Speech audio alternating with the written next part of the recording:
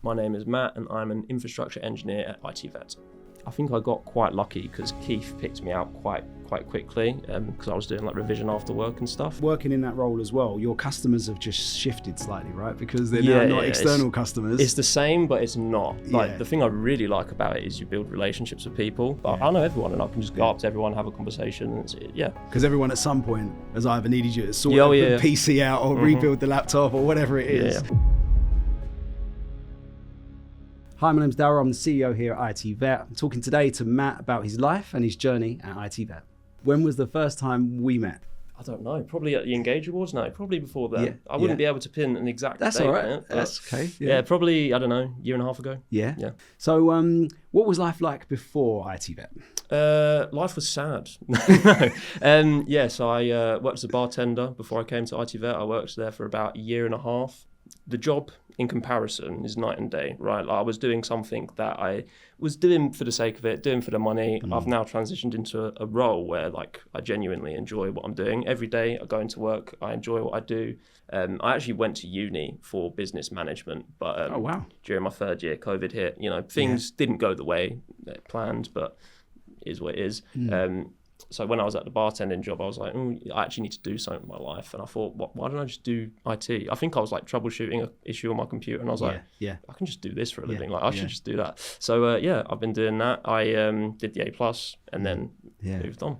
Yeah, I think that's where it starts out for a lot of people, to be honest. I mean, if I go back many years ago, I won't say how many because it will expose my age. Not that long ago, just a few years. Exactly the same for me. Started out with that PC and, had a problem, I think, with the sound in it or something. And it was like, I've got to fix the sound card. Okay, cool. How do you do that? Well, I don't know. Let's work it out. It's a lot of self-research. Yeah, absolutely. Well, back in my day, it was a lot book as well, I'm assuming. Watch it. Not that long ago. No, it was a long while ago. And yes, the internet was very different back then. So it was trawling through forums and it was just not easy to find information. But things certainly have changed. But I think that's a normal way in for a lot of people is that it's kind of gaming PC. Yeah. So bartending, like I said, bit of a different role there. But still, I mean, I guess with your role, we'll kind of go into it. But I guess the customer service side of things still, dealing with people.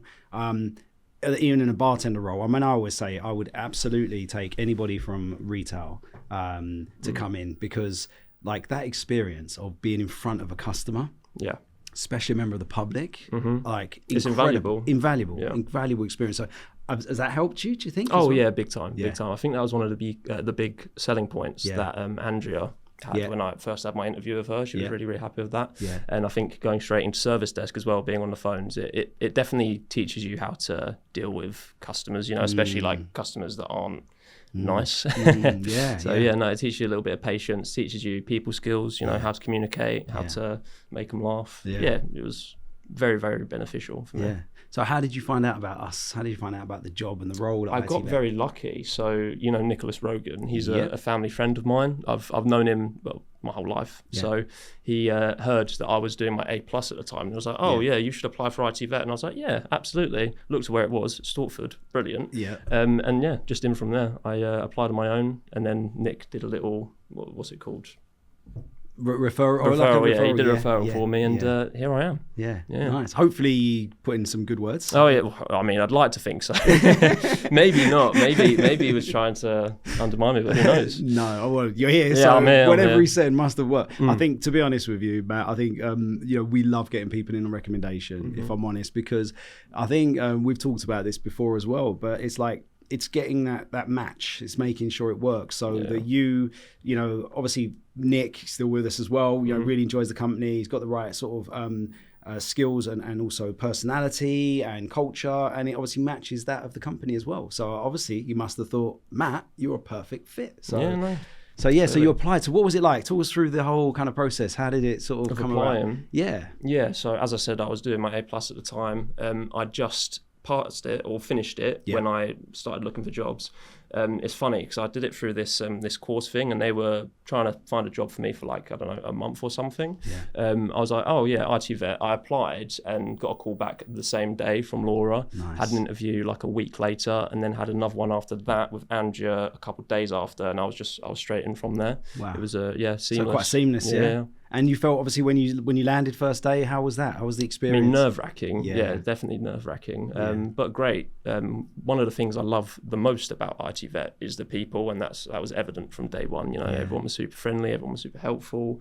They helped me feel at ease, you know, relatively quite quickly. Even to the point where I was on phones, I think, by the end of the week. So wow, that's yeah, quick. it was a quick turnaround. Yeah, I was going to say, because usually there's quite a bit build up. For one, from maybe the person themselves feeling a little bit nervous, you know, about getting on the call, but also from our perspective as well, making sure that you're equipped, you know, you're ready to pick up that phone and have that first conversation. So that's great in a week to turn that around. So obviously you felt confident enough. Oh yeah, for sure. I think again, working in service previously also aided with that. Yeah, no, that's pretty good. So I guess from that point, then you're into service desk. So you started over in service desk. So as an agent, cool. What happened next? I got to grips with things like quite quickly because I had the A+. I was familiar with a couple of things. It's a entry-level certification that is widely recognised. A lot of people use it as like a stepping stone to get into IT, much like I did. I'm very glad I did it. You know, as I said earlier, it allowed me to hit the ground running. I'd recommend it to like pretty much anyone. It's a great. I think it's a really good base entry, isn't it? It is, for sure. I say CompTIA. Is it CompTIA? Well, all of the courses that I've done, they say CompTIA, but they're also American. So, all right. Well, it's an American company. We'll go with CompTIA. Well, they say Azure, so you know. Yeah, so did I. You didn't. I did, yeah, because that's what I learned about it from. Was that? So I thought that's the problem, isn't it? But but the CompTIA, I think you're absolutely right. The A+ is a real good sort of stepping stone, isn't it? Base foundation, and I think they go to N+. So the security one you talked about. Yeah, is that so there's also a CompTIA? Yeah. So there's A+, and then the level above that you've got Network Plus, Security Plus, and then the level above that you've got Pen Test Plus and Cybersecurity Analyst Plus, and that's the Cybersecurity Analyst Plus one I'm doing next. You're doing now, and then I'm going to go back and do Network Plus and Security Plus because I skipped why for some not? reason. Exactly. It doesn't hurt, you know. Yeah, well, learning never stops, and I think having these things as well, I think, are really important because they're actually galvanizing, you know, your learning. So if you're learning on the job, which is great, you're actually saying, but I can actually do this stuff, and here's a certificate to prove it. I'd say the most important thing to get right on a daily basis would still be customer service. You know, right? I know I don't deal with clients, but I do. I just deal with them internally. You know, being nice to people, having them treat you nicely back is the foundation of what we do, really. Because if you don't have that level of respect, something's going to go wrong somewhere. It just makes life easier. Other than that, I'd say maybe a little bit of patience. You know, it depends on the user. Yeah, it's right. There's no end users here. Yeah, Present company accepted. Self-research. Yeah, those are the big three, I think. Yeah, and I was just going to touch on the customer service one because I think it's quite an important point. But you've obviously done customer service doing your bartending work. You know, actual members of the public. You've done customer service because you've actually worked on the service desk as an agent doing customer service. And you're absolutely right. Nothing changes when you become an internal guy looking after internal systems. All the same, yeah. They're still customers. All three the same, yeah, for sure. Yeah, absolutely. But I guess what you're doing though is you're getting on the phones, you're answering customers' queries, you're responding to stuff, you're fixing problems, you're jumping onto PCs at that point. Yeah, for sure. So what was the plan next for you? Was you in your mind you're thinking, was there anything you kind of saw and you thought, I really like this or really enjoy this, or maybe would like to go off and explore more of this technology or this area? Well, I don't know if I necessarily realised this whilst I was an agent, but when I was doing my studying beforehand, I realised quite quickly that I like cybersecurity elements of stuff. Yeah. So I've started studying to do stuff like that as well. For example, I'm now doing the Cybersecurity Analyst Plus, so I've got an exam booked for the end of December. That's been a lot of my main focus recently. I'll be really excited to get that done. Once I do that, I think I'll pivot and do Security Plus and Network Plus. Nice. As for when I was in the role, I think I got quite lucky because Keith picked me out quite quickly because I was doing like revision after work and stuff. He said, would you be interested in infrastructure support assistant? And I looked at the role and the responsibilities I'd have, and it was more in line with what a cybersecurity analyst might potentially do. So yeah, that's kind of what I thought. Yeah, that's a brilliant thing to do. I'll do that. So that's great. So opportunity was presented to you. It was, very, very quick, very early doors. Yeah. Again, on a cybersecurity front, even if I hadn't have gone that route, I could have very easily have tried to go down the NSOC route if I really wanted to. Like one of the things I really like about ITVET is there's a lot of variety within the roles, right? Like because it's an IT company and IT is such a big field, you can go, I don't know, infrastructure, service desk, NSOC. Within that, you can even go into coding. You know, there's a lot of places you can go if you want to. There's a lot of opportunity. Yeah. So you weren't in service desk for long then? No, I wasn't. No, I think I passed my probation early. So 5 months in, and then Keith snapped you up and at I've that been point. in infrastructure ever since. Yeah, yoink. Yeah, pretty much. Yeah, but obviously, look, I mean, he must have seen something in you, Matt. You know, for you to come in and show a willingness. I mean, clearly that you've got a willingness to learn then, which is brilliant. You know, to really put that self-study and that time and effort in. Oh yeah, for sure. Like not to put myself on a pedestal, but one of the things I would say about myself that kind of sets me apart from other people is that I genuinely love technology. It is like a serious passion of mine. So anytime I'm learning something, I'm like, oh, really? You know, that's crazy. And I'll like immediately try and implement it. Another example of something like that is when I'm working, because we're in an IT company, I'll just be like overhearing something, right? Someone will like mention something obscure. I'm like, no way, does that actually work? Yeah. And I'll try and it works, and boom, you know, it's every day's a learning. I guess that's good as well. I mean, obviously you're office based, so you're there full time pretty much in the office. I guess being in the infrastructure position how long have you been doing the infrastructure position? I want to say like a year and 2 months or something. I've worked in infrastructure longer than I have. On service, of course, And I guess in working in that role as well, your customers have just shifted slightly, right? Because they're now not external customers. It's the same, but it's not. Like the thing I really like about it is you build relationships with people. Like when we had the Christmas party, it's nice because I know every single person there. I'm like, oh, hi, how you doing, to everyone. Because everyone at some point has either needed you to sort the PC out or rebuild the laptop or whatever it is. If it were to come to Matt, I need to get that sorted. Yeah, that's brilliant. I mean, I think that side of it as well is really nice, that, you know, that having that communication and having open communication as well, you know, with those teammates, and obviously building up those relationships and friendships. I think that's a really, really good thing. And obviously it's reciprocal because it's the other way as well, right? For sure. Because, I mean, I was going to just touch on this as well. Your team, what did they land this year at the awards? Yeah, team of the year. And you as well? We did, yeah. And I got what was it? That's really bad. I can't remember. Let's just say teammate of the year. Teammate of the year. Yeah, it's on the record. She's here today, so be careful. But team player. That's it. Team player of the year. You know, communicating with loads of different teammates, I think, is great. And obviously, you got the right personality type for that because you're approachable. You know, people can come up to you and talk to you. So anyway. Definitely, and I think it's really good, and it's really, you know, it's something that we look for in that type of person and that type of role. So I want to touch on the security stuff because that's interesting me. So, have you started doing security on the infrastructure side of things? So I do a little bit of our security on the infrastructure side.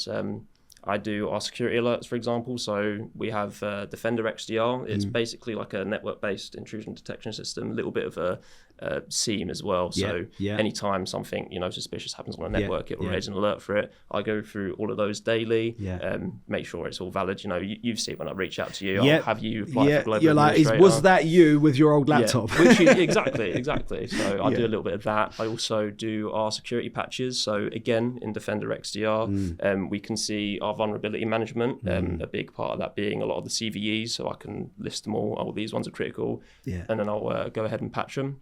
And I also look after our servers as well. So that's just, again, patching, but doing the Windows update. I still, listen, we could never, ever, sort of make those roles or responsibilities smaller than what they sound like, because they are so important. They are just incredibly important to make sure that our security, because especially we're looking after the security of all of our customers. Like if we're compromised, what does that say? Exactly, absolutely. So that's really, really good. So you feel that there's opportunities there for you to really start looking at the security side? I think one of my goals anyway is once I've passed my cybersecurity analyst plus is hopefully I can pivot into a more cybersecurity kind of focused role within infrastructure. Whether or not I can do that remains to be seen. But if I can't, there's always NSOC. You know, again, there's loads of opportunities at ITVET. So.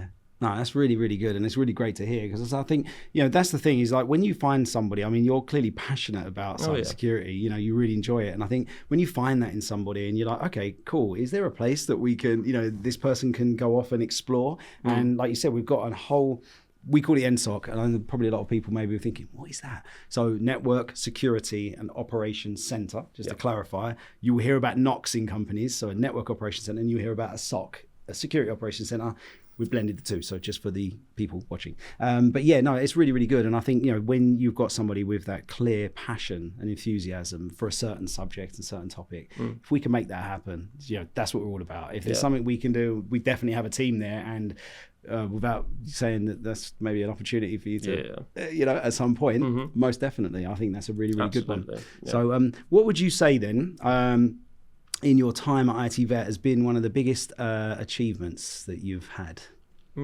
Probably getting team player of the year, to be totally fair. No, that was that's great. You know, I've always felt supported, and I've always felt like what I do matters, but winning something like that and being recognised for it is great, you know. No, you did incredibly well, and I think the team as well as a whole. Oh yeah. Because didn't you win team of the year well this year? I can't believe you was up on the stage so many times. I was like, these guys again, but yeah. No, it's really good. It's because we work hard, you know, and it's nice that it's recognised. I think we all make a really big effort to be approachable and be those people that people can come to and just, you know, fix stuff. No, definitely.